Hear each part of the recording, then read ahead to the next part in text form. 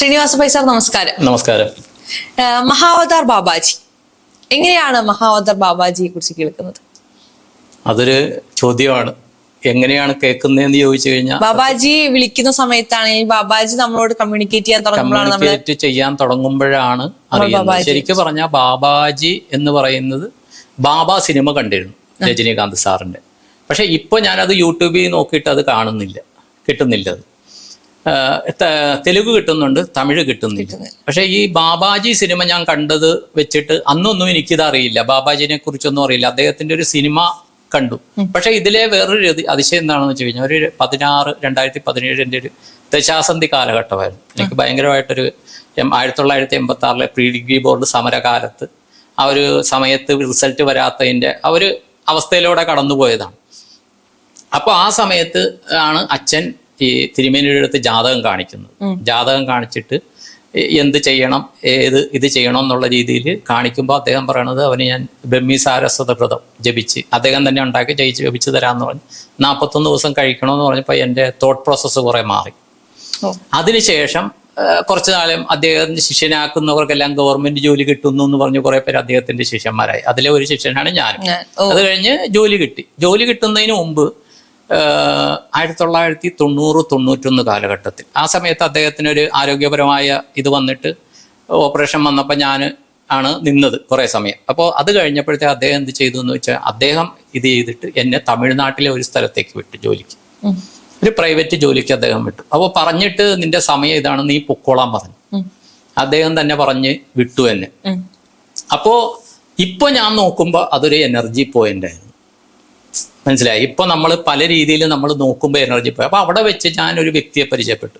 അതുവരെ എനിക്ക് ഇഷ്ടപ്പെട്ട നടൻ മലയാളത്തിലെ കുറെ പേരുണ്ട്, ജഗദീഷ് സാറ്, അല്ലെങ്കിൽ നമ്മുടെ മോഹൻലാൽ സാറ്, മമ്മൂട്ടി സാർ, അങ്ങനെയൊക്കെ ഉണ്ട്. മലയാളത്തിൽ കുറെ നെടുമുടി വേണ്ടി അങ്ങനെ കുറെ പേര് നമുക്ക് ഇഷ്ടമുള്ള. പക്ഷെ തമിഴിൽ എനിക്ക് ഇഷ്ടമുണ്ടായിരുന്നത് കമലഹാസൻ സാറായിരുന്നു. അദ്ദേഹത്തിന്റെ ഇത് അപൂർവ സഹോദരങ്ങൾ, അങ്ങനെ കുറെ ഇതുണ്ടല്ലോ, എനിക്ക് ഭയങ്കര ഇഷ്ടമായിരുന്നു. പക്ഷെ അവിടെ ചെന്നപ്പോഴത്തേക്കും ഈ തിരുനെൽവേലിയിൽ അടുത്ത് കരിമ്പുളിയൂർത്ത് എന്ന് പറഞ്ഞൊരു സ്ഥലമുണ്ട്. അവിടുത്തെ ഒരു പയ്യനെ പരിചയപ്പെട്ടു. അവന്റെ പേര് ശരിക്കും സുഭാഷ് ചന്ദ്രബോസ് എന്നാണ്, രവി പാണ്ഡ്യൻ എന്നാണ്. അവര് ക്രിസ്തുമതം സ്വീകരിച്ച ആൾക്കാരാണ്. അപ്പോ ഇദ്ദേഹം രജനിയുടെ ആരാധകനാണ്. അപ്പൊ അദ്ദേഹത്തിലൂടെയാണ് ഞാൻ രജനീകാന്തിലേക്ക് എത്തുന്നത്. മനസ്സിലായ? അപ്പൊ രജനിയുടെ പാഠം കംപ്ലീറ്റ് ചെയ്യാൻ കാണും, ഇപ്പോഴും കാണും. ഇപ്പൊ ഓപ്പറേഷൻ കഴിഞ്ഞിരുന്നപ്പോൾ പോലും ആ സമയത്ത് ഇറങ്ങിയ ഒരു പടം ഞാൻ പറഞ്ഞ് 3 മാസം ആകുന്നേ ഉള്ളൂ പറഞ്ഞു. അപ്പൊ തൃശ്ശൂരായിരുന്നു. ഞാൻ പറഞ്ഞ ആ സിനിമ എനിക്ക് കാണണമെന്ന് പറഞ്ഞ് ഭയങ്കര ഇതായിട്ട് പോയി കണ്ടതാണ് ആ സിനിമ. കാര്യം അദ്ദേഹത്തിന്റെ പടം ഒരെണ്ണം പോലും തിയേറ്ററിൽ ഇരുന്ന് കാണാണ്ടിരിക്കാൻ എനിക്ക് പറ്റുകയാണ്. അപ്പോ ബാബ എന്നുള്ള സിനിമ ആ സമയത്ത് കണ്ടു. പക്ഷെ അത് കണ്ടുപോയി, അത് സിനിമ എന്നുള്ള രീതിയിൽ കണ്ടു. അപ്പൊ ആ സമയത്ത് ആ സിനിമ ഭയങ്കര വിമർശനങ്ങൾ വന്നു. കാര്യം എന്താ വെച്ചാൽ, ഉദ്ദേശിച്ച പോലെ ആ സിനിമ വിജയിച്ചില്ല. അതിന്റെ കഥ, തിരക്കഥ, സംഭാഷണം എല്ലാം അഭിനയിച്ചതെല്ലാം രജനീകാന്ത് സാറാണ്. പക്ഷെ ആ സമയത്ത് ഇതിന്റെ രഹസ്യം നിലനിർത്താനായിട്ട് ഇവരെ കയറ്റില്ല എന്നാണ് പറയുന്നത് പത്രപ്രവർത്തകർ. അതുകൊണ്ട് ഇതിനെ ഒരു പോസിറ്റീവായിട്ടുള്ള ഇത് കൊടുക്കാത്തത് കൊണ്ട് അദ്ദേഹത്തിന്റെ നന്നായിട്ട് വിജയിക്കാത്ത സിനിമകളിലൊന്ന് ബാബയാണെന്നാണ് പറയുന്നത്. അത് കാണാൻ യോഗമുള്ളവർ മാത്രമേ ആ സിനിമ കണ്ടിട്ടുള്ളൂ. അതാണ് അതിന്റെ ഏറ്റവും വലിയ രസം. ആ ബാബ സിനിമ കണ്ടിട്ട് ജീവിതത്തിൽ മാറ്റങ്ങൾ വരാൻ ഇതുള്ളവർ ആ ബാബ പലരെയും കണക്ട് ചെയ്തിട്ടുണ്ട്. അതെനിക്ക് പിന്നെ അതറിയാൻ പറ്റി.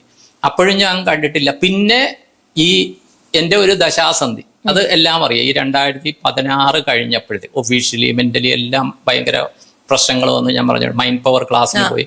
ഈ മൈൻഡ് പവർ ക്ലാസ്സിന് പോയപ്പോഴത്തേക്കും അത് ഞാൻ പറയുന്നത്, അത് എൻ്റെ ഒരു ടേണിംഗ് പോയിന്റ് ആയിരുന്നു. കാര്യം നമ്മുടെ കുറെ വിശ്വാസങ്ങളാണ് നമ്മൾക്ക് പ്രശ്നങ്ങളെന്ന് മനസ്സിലാക്കിയ ഒരു ക്ലാസ് ആയിരുന്നു അത്.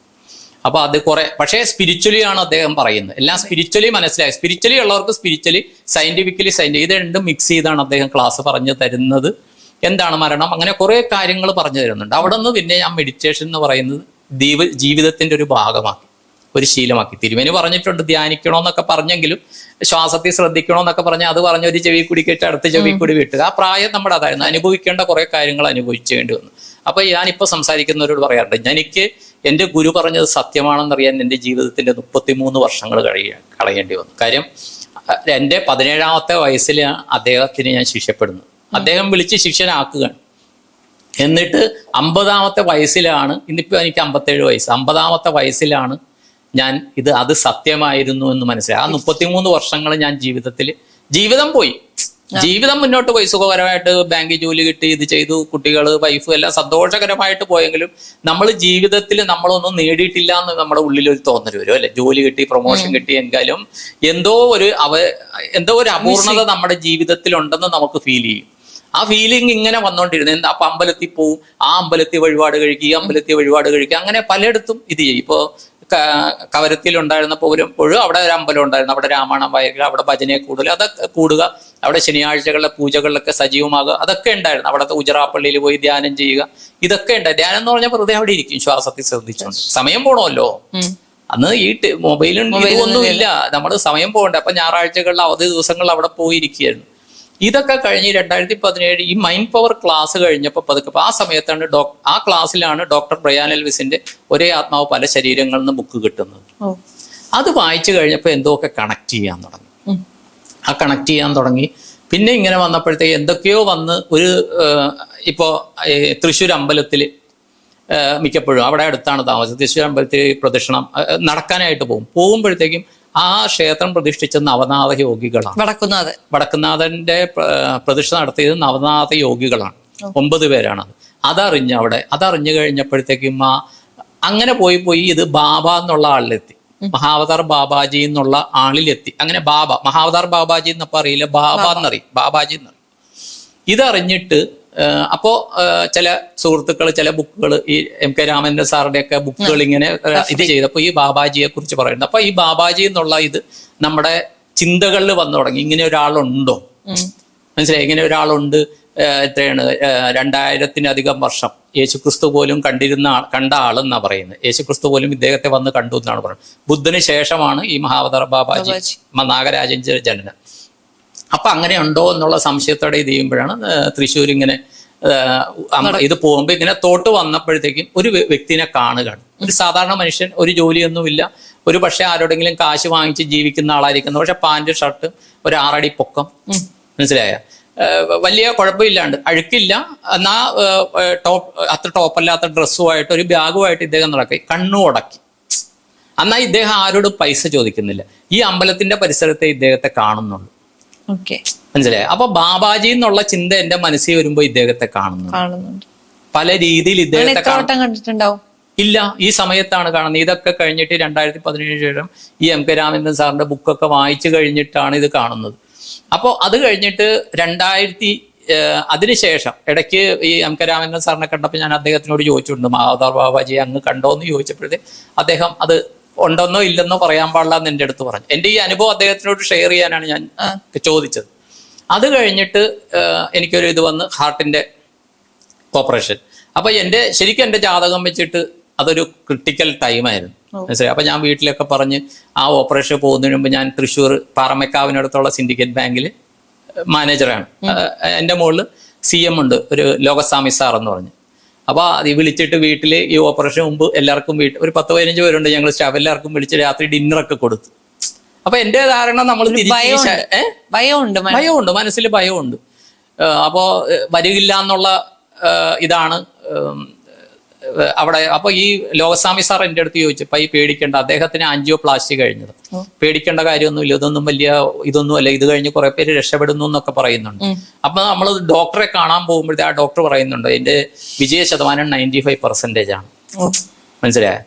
അപ്പൊ ഞാൻ പറഞ്ഞത് ഡോക്ടർ എനിക്ക് വേറെ ഒന്നും നോക്കണ്ട, എൻ്റെ അച്ഛൻ്റെ പേര് ഇതാണ്, ഡോക്ടറുടെ പേരും ഇന്നതാണ്, അദ്ദേഹത്തിന്റെ പേരിന്റെ അച്ഛന്റെ പേരും ഒരേ പേരാണ്.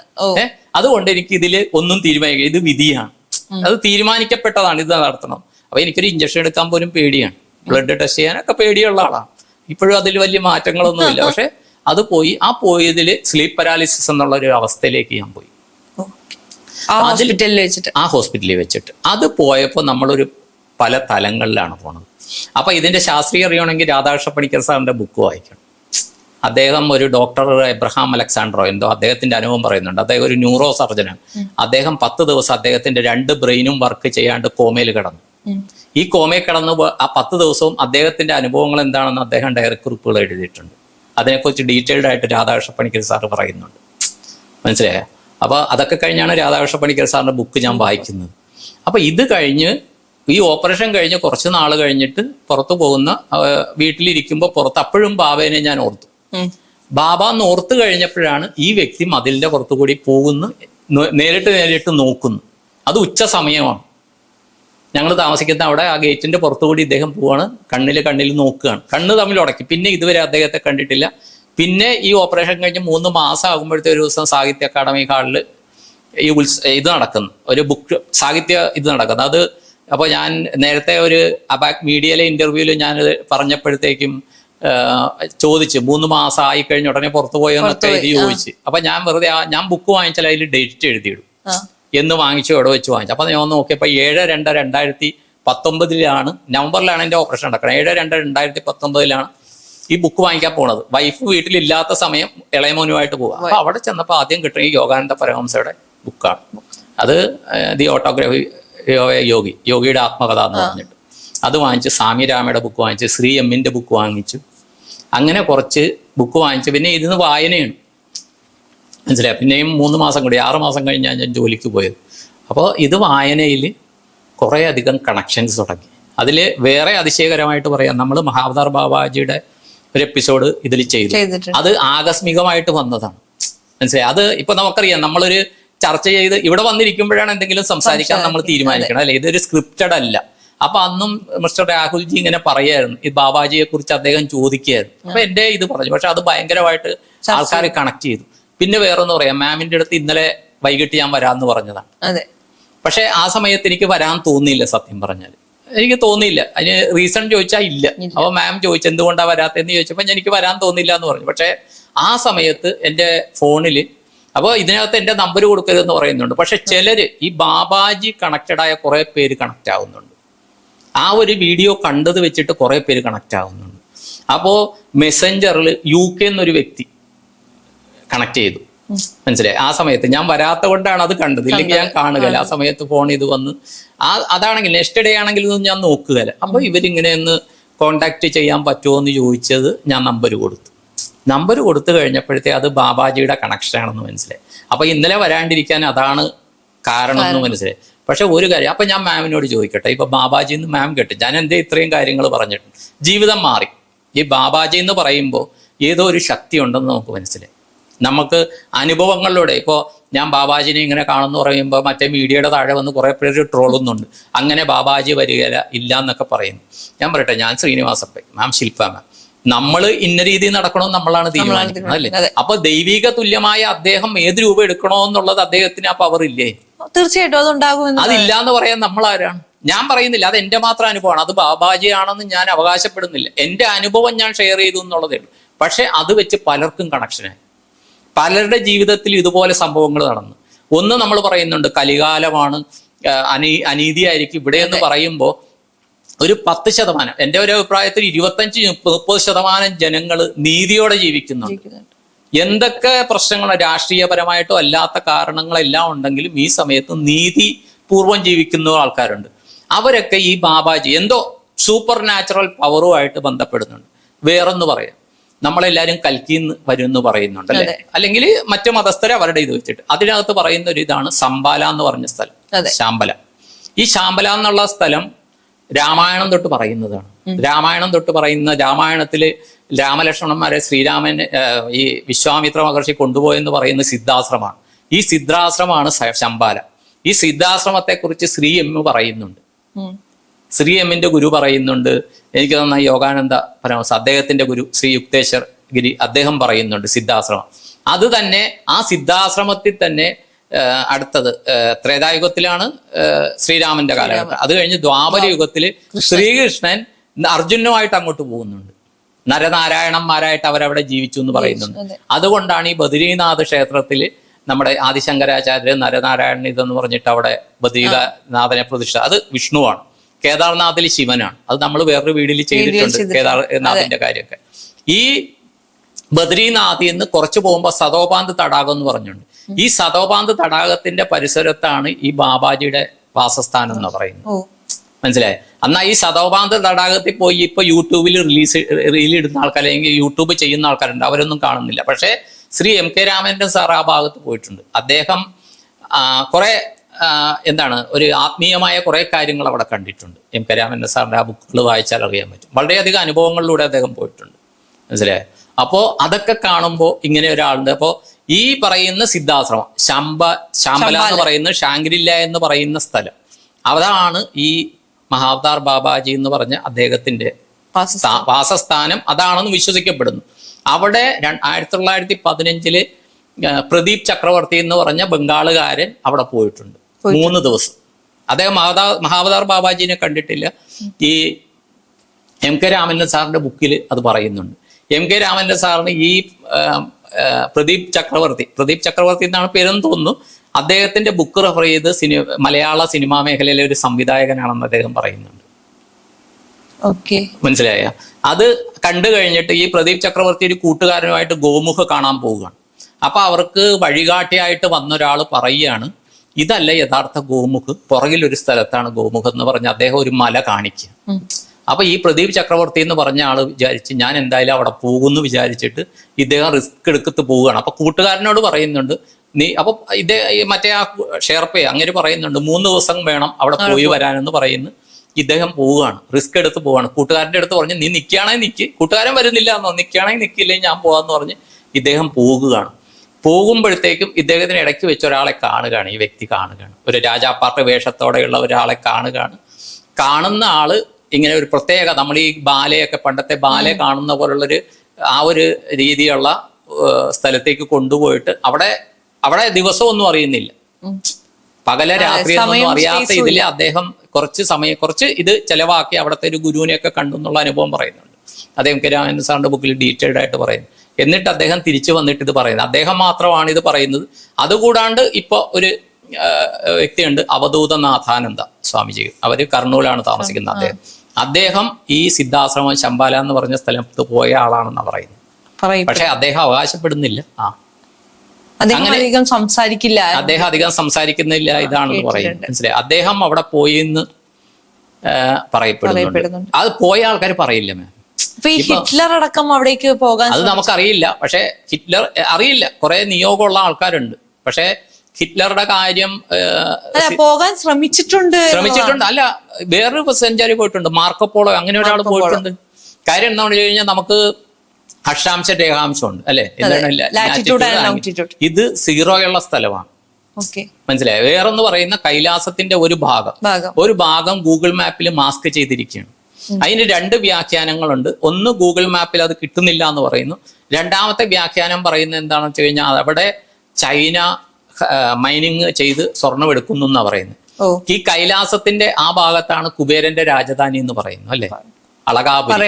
കുബേരന്റെ രാജധാനി അവിടെയാണെന്ന് പറയുന്നു. അതില് ഈ രാമൻ സാറിന്റെ ബുക്കിൽ പറയുന്നുണ്ട്, അവിടെ അവരും ആ ഭാഗത്തെ ഫോട്ടോ എടുക്കാനൊന്നും സമ്മതിക്കാറുണ്ട്. 2005 മറ്റോ ആണ് അദ്ദേഹം പോകുന്നത്, അത് 2001 മറ്റോ ആണ് പോകുന്നത്. ആ സമയത്ത് അവര് ഫോട്ടോ എടുക്കാൻ സമ്മതിക്കില്ല, ക്യാമറ എല്ലാം എടുത്ത് ഫിലിമൊക്കെ പുറത്തിടുന്ന പറയുന്നു.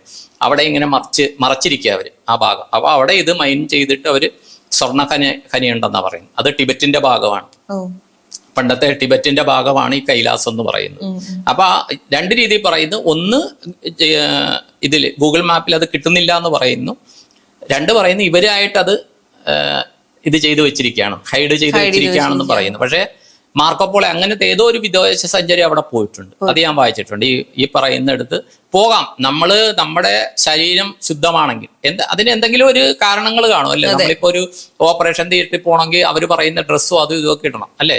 പല സ്ഥലങ്ങളിൽ ഇപ്പൊ ഒരു ആറ്റോമിക് എനർജി അവിടെ പോകണമെങ്കിൽ അവർ പറയുന്നത് ഇത് ചെയ്യണം. നിങ്ങളുടെ ഇവിടുത്തെ സ്റ്റുഡിയോയ്ക്കുള്ളിൽ കയറണമെങ്കിൽ അതിൻ്റെതായ നിബന്ധനകളുണ്ട് അല്ലെ. ആ നിബന്ധന അവിടെ ഉണ്ടാവും. പോയ മനുഷ്യരുണ്ട്, ഇപ്പോഴും ജീവിച്ചിരിപ്പുണ്ട്, അത് സത്യമാണ്. പക്ഷെ ഈ മഹാവതാർ ബാബാജി എന്ന് പറയുന്ന ആള് പല ആൾക്കാരെയും കണക്ട് ചെയ്യുന്നുണ്ട്, മാമിനെയും കണക്ട് ചെയ്തിട്ടുണ്ട്. പക്ഷെ നമ്മളിത് അറിയുന്നില്ല. മാമിന് തോന്നിയിട്ടില്ലേ ബാബാജീനെ കണ്ടതിന് ശേഷം എന്തെങ്കിലും മാറ്റങ്ങൾ ഉണ്ടായതായിട്ട് മാമിന് തോന്നുന്നുണ്ട്? മാമിന്റെ അടുത്താണ് ഈ ബാബാജിയെ കുറിച്ച് കേട്ട് തുടങ്ങിയതിന് ശേഷം എന്തെങ്കിലും മാറ്റം?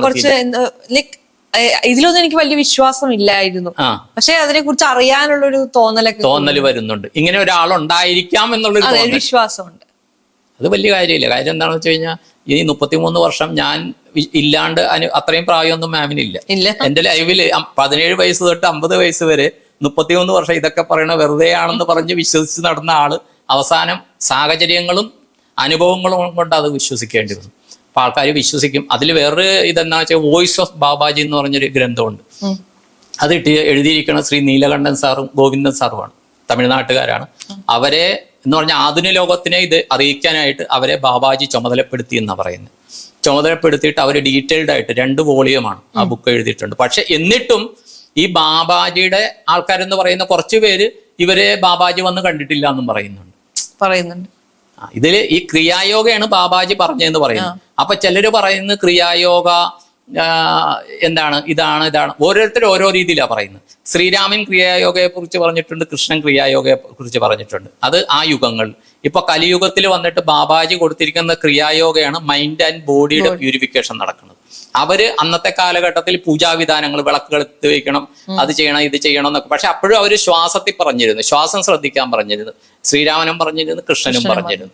ബാബാജി അതിന്റെ ആധുനിക വേർഷൻ ഇറക്കി. ക്രിയായോഗം ഓരോരുത്തരും ഓരോ രീതിയിലാണ് പറയുന്നത്. പക്ഷെ എന്നാലും അത് നമ്മുടെ ബോധം, ശരീരം, പിന്നെ മനസ്സ്, ഈ 3നെയും ശുദ്ധീകരിക്കുന്ന ഒരു പ്രക്രിയ ആയിട്ടാണ് എനിക്ക് തോന്നുന്നത്. ക്രിയായോഗം ഓരോ രീതിയിലും ഓരോരുത്തർ പ്രാക്ടീസ് ചെയ്യുന്നു എന്ന് പറയുന്നു. പക്ഷെ നമ്മുടെ ജീവിതം മാറും. ഈ ബാബാജി എന്ന് പറയുന്ന ആള് ഈ കലിയുഗത്തിൽ 21ാം നൂറ്റാണ്ടിൽ കുറെ അധികം ആൾക്കാരെ കണക്ട് ചെയ്യുന്നുണ്ട്. ഇപ്പോൾ ഞാൻ ഇങ്ങനെ വന്ന് ഇവിടെ ബാങ്കിന്റെ വീഡിയോ ചെയ്യാൻ വന്ന ഒരാള് ഒരു സമയത്ത് ദശകളും സാമ്പത്തികവുമായിട്ട് ചർച്ച മാറിപ്പോയി രോഗി സാറുമായിട്ട്. അത് വന്നിട്ട് അത് വെച്ച് ചെയ്യാന്ന് പറഞ്ഞത് ഇപ്പൊ നമ്മൾ വിചാരിക്കാത്ത തലങ്ങളിലൂടെ ചർച്ച മുന്നോട്ട് പോവാണ്. പക്ഷെ ഇതിലൊന്നും ഞാൻ ഒരു അഗ്രഗണ്യനല്ല. അപ്പൊ ചിലര് ചോദിക്കുന്നുണ്ട്, ശിക്ഷപ്പെടുത്തുന്നുണ്ടോ, ദീക്ഷ കൊടുക്കുന്നുണ്ടോ എന്നൊക്കെ. ഞാൻ ഗുരുവല്ല, ഞാൻ ആർക്കും ദീക്ഷ കൊടുക്കുന്നില്ല, ഞാനൊരു ആസ്ട്രോളജർ അല്ല, ഞാൻ സാധാരണ ഒരു മനുഷ്യനാണ്.